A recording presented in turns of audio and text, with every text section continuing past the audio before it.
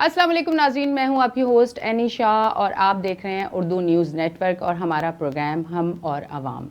बिलावल भुट्टो ज़रदारी का दौरा इराक़ और वज़ीर ख़ारजा बिलावल भुट्टो ज़रदारी ने इराक़ का 3 रोज़ा दौरा किया, जिसमें उन्होंने अहम कामयाबियां हासिल की। वज़ीर ख़ारजा बिलावल भुट्टो ज़रदारी ने इराक़ी दारुल हुकूमत बगदाद में नए पाकिस्तानी सिफारत खाने का संगे बुनियाद भी रखा। वज़ीर ख़ारजा ने करबला मोहल्ला में पाकिस्तानी ज़ायरीन के लिए मरकज़ और नजफ़ अशरफ में पाकिस्तानी कौंसलेट खोलने का ऐलान भी किया। ये इस मुल्क के लोगों, ख़ास तौर पर ज़ायरीन के लिए बहुत बड़ी खुशखबरी है। वहाँ पर अगर पाकिस्तानियों को कोई मुश्किलात दरपेश होंगी तो वो वहाँ पर इनको सहूलत और मदद के लिए पाकिस्तानी कौंसल जनरल और सिफारत अमला मौजूद होगा। करबला में भी पाकिस्तानी ज़ायरीन के मसाइल के हल के लिए इक़दामात किए जा रहे हैं। वहाँ ज़ायरीन को जिन मसाइल का सामना करना पड़ता है, इनको हल किया जाएगा और ये इक़दामात महज बातों की हद तक महदूद नहीं होंगे। अच्छा जी नाज़रीन, आप जो हमारा प्रोग्राम देख रहे हैं हम और अवाम, आपको बताती चलूँ कि स्टूडियो में इस टाइम हमारे साथ मौजूद हैं इस्लामिक स्कॉलर हैं अल्लामा साहब हमारे साथ स्टूडियो में हमें उन्होंने ज्वाइन किया। उनको वेलकम करती हूँ मैं अपने शो में। सैयद सईद रज़ा ज़ैदी साहब हमारे साथ मौजूद हैं, उनको मैं वेलकम करती हूँ अपने शो पे। अस्सलाम वालेकुम। वालेकुम सलाम। कैसे हैं अल्लामा साहब, आप ठीक हैं? अल्लाह का शुक्र है, आप सुनाएं बहन कैसे? मैं बिल्कुल ठीक ठाक। अल्लामा साहब हमारे पहले वज़ीर ख़ारजा जिन्होंने ज़ायरीन के लिए इतना बेहतरीन कदम उठाया है, जिससे ज़ायरीन की जो मुश्किलात हैं यकीनन उसमें मैं समझती हूँ कमी नहीं, बिल्कुल ख़त्म हो जाएंगी। जितना माशाल्लाह आप 10 साल से काफ़िलों के साथ जा रहे हैं और आपको पता है कि वहाँ ज़ायरीन को कितनी मुश्किलात होती हैं, आप उनसे भी उस चीज़ से भी हमें आगाह करेंगे और साथ साथ मेरी जानिब से भी मैं जो है मुबारकबाद दूंगी ज़ायरीन को कि इंशाल्लाह जो मुश्किलात पहले थी अब वो नहीं होंगी। आप क्या कहना चाहेंगे? जी बिल्कुल बहन, औज़ु बिल्लाहि मिनश शैतानिर रजीम, बिस्मिल्लाहिर रहमानिर रहीम।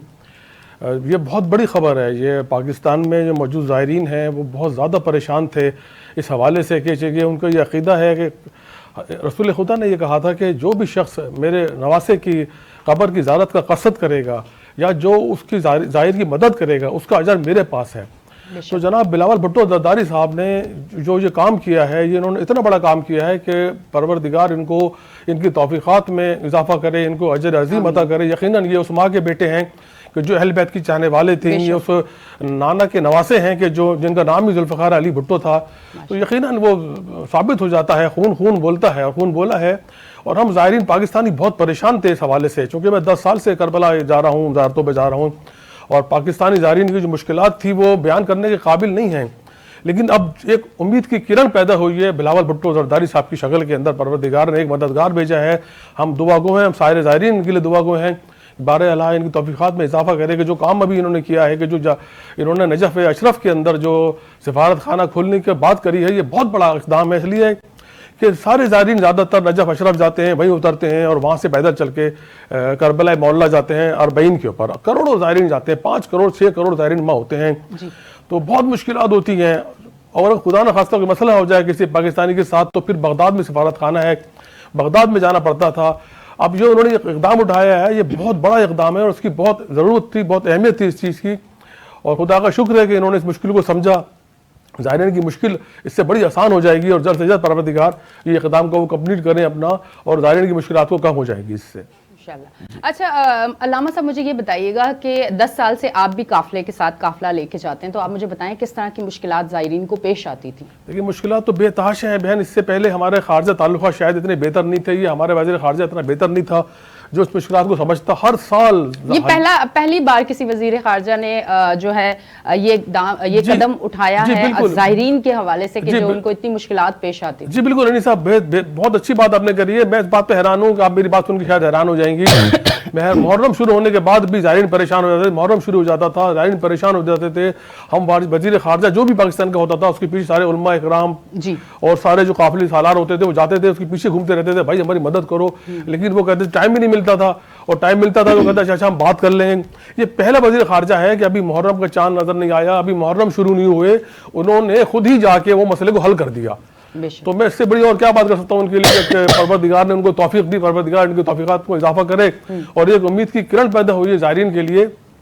और ज़ायरीन अब जाने की हर साल ज़ायरीन लाखों करोड़ ज़ायरीन जाना चाहते हैं, लेकिन मुश्किलात की वजह से नहीं जा पाते थे। जैसे कि यहाँ से खुसूसन बाई एयर मसले जो हैं, टिकटों के मसले हैं, تو میں ایک درخواست کروں گا جناب بلاول بھٹو زرداری صاحب سے کہ اگر یہ ہو سکے تو جو پانی کا رستہ ہے ہمارا سمندری رستہ اگر یہ کھل جائے تو زائرین کے لیے بہت بڑی آسانی ہو جائے گی، اس لیے کہ اب ٹکٹ اتنے مہنگے ہو چکے ہیں کہ کوئی غریب زائر ہے، کیونکہ یہ تو عقیدہ سب کا عقیدہ ہے، ہر شخص نماز رسول کی قبر پہ جانا چاہتا ہے، مولا علی کے روزے پہ جانا چاہتا ہے، وہاں انبیاء کی قبریں ہیں بہت بڑی، یعنی کہ ہماری جو اسلامک جو ہے ہسٹری کی بہت بڑا حصہ ہے عراق، تو لوگ وہاں جانا چاہتے ہیں، تو اس کے لیے جو مشکلات ہیں، غریب آدمی نہیں جا پاتا، ٹکٹیں 2-2 ڈھائی لاکھ 1.5 لاکھ کی ٹکٹ ہوتی ہے، تو اگر یہ سمندری رستہ بھی کھول دیں تو میں سمجھتا ہوں کہ شاید یہ ان کا ایک اور احسان ہو جائے گا، جہاں وہ اتنا احسان کر رہے ہیں ان سے امید ہے کہ یقیناً وہ اس پہ میری بات کو سنیں گے اور اس پہ شاید کام کریں گے۔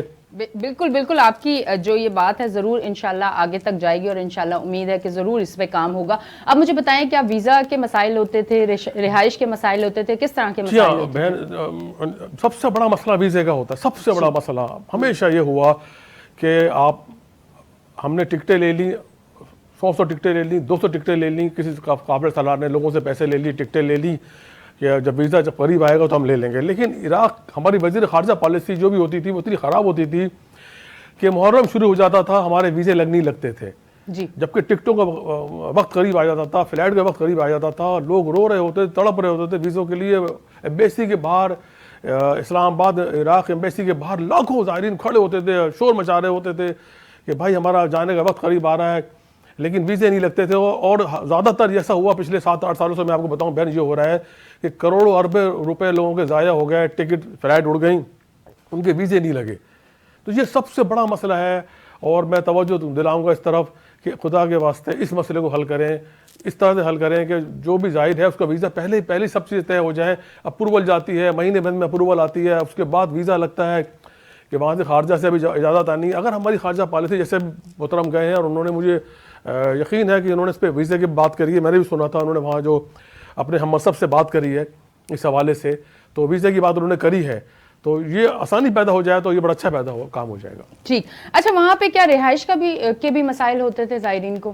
نہیں، رہائش کے کوئی اتنے بڑے مسائل نہیں ہوتے تھے، اس لیے کہ وہاں ہوٹل بہت زیادہ ہیں، اور اس کے علاوہ وہاں پہ جو ہے وہ حسینیہ جو کہلاتے ہیں، اور وہ خیمے وہاں والے ہوتے ہیں، وہاں رہائش کا اتنا بڑا مسئلہ نہیں ہوتا، کوئی رہائش وہ لوگ خود ہی کر دیتے ہیں جس کے پاس پیسے ہیں نہیں ہیں، رہائش اور خوراک کا اتنا بڑا مسئلہ نہیں ہوتا وہاں پہ۔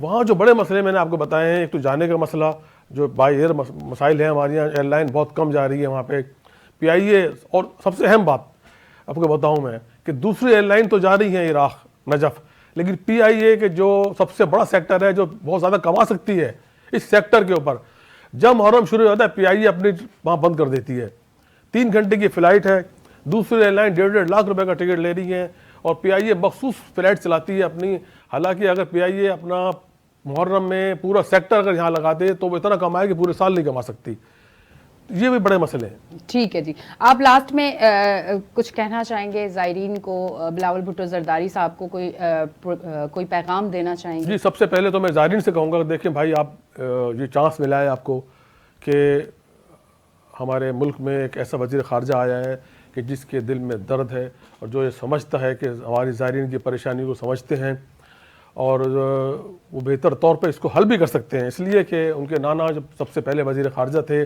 اور یہ ان کی خاندانی منصب ہے، وہ اس کو بہترین طور پہ حل بھی کر سکتے ہیں۔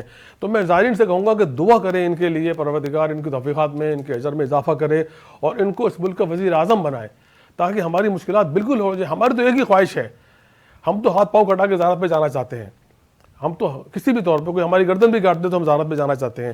تو میں زائرین سے کہوں گا ان کے لیے دعا کریں کہ یہ سارے معاملات یہ صحیح طریقے سے حل کر سکیں، اور ان کی مشکلات حل ہو جائیں، اور کوئی مشکل نہ آئے کسی کام میں۔ تھینک یو سو مچ ہمارے ساتھ موجود تھے سید رضا زیدی، علامہ ہیں، اسلامک اسکالر ہیں، ان کا بہت بہت شکریہ، ہمارے اسٹوڈیو میں آئے اور ہمارے ساتھ آج کے شو پہ انہوں نے بات کی۔ اور ناظرین، جیسا کہ آپ نے دیکھا زائرین کے حوالے سے، زائرین کو جو مسائل تھے وہ بھی آپ کو بتائے گا، اور انشاءاللہ امید ہے کہ اب یہ مسائل نہیں ہوں گے، جیسے کہ محرم اب قریب ہی ہے، یقیناً اب یہ مسائل انشاءاللہ نہیں ہوں گے۔ زائرین سے یہی علامہ صاحب نے بھی کہا کہ آپ دعا کریں بلاول بھٹو زرداری صاحب کے لیے کہ وہ اس طرح کے بہتری کے فیصلے کرتے رہیں تاکہ آپ کے لیے آسانیاں پیدا ہوں۔